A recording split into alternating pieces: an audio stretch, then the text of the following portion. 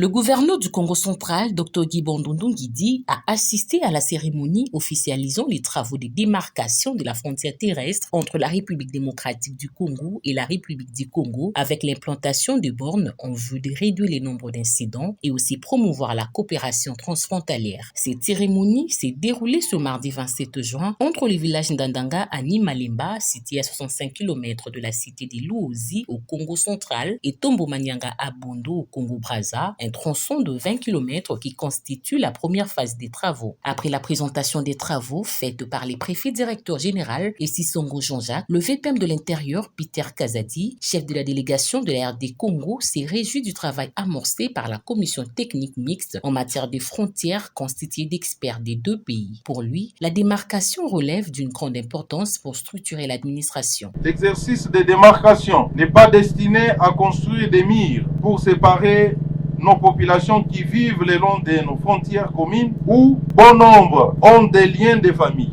Néanmoins, il a pour finalité de montrer d'une manière permanente la limite de séparation de la souveraineté des deux États sur le terrain, de manière à permettre aux administrations de nos deux pays de mieux contrôler les mouvements des populations et assurer une bonne administration des territoires respectifs. Zéphirin Mboulou, ministre de l'Intérieur de la RC, est revenu sur l'importance des dits travaux. Pour nous, monsieur le vice-premier ministre, démarquer notre frontière commune ne signifie pas diviser nos populations y vivant de part et d'autre.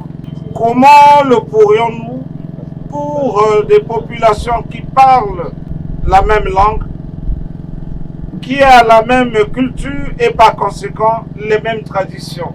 Démarquer est bien plus autre chose, une chose qui s'exprime en termes de sécurité, car une frontière bien démarquée, une frontière clairement matérialisée est plutôt un gage de paix, de tranquillité et de progrès. À noter que les deux républiques partagent une frontière commune longue de 1500 km, dont 350 km de frontières terrestres, et 1200 de frontières liquides sur le fleuve Congo et la rivière Ubangi. Plusieurs officiels ont rehaussé de leur présence à cette activité, à savoir le corps diplomatique, les partenaires allemands, les membres de la commission technique mixte en matière de frontières et ceux du Conseil provincial de sécurité du Congo central.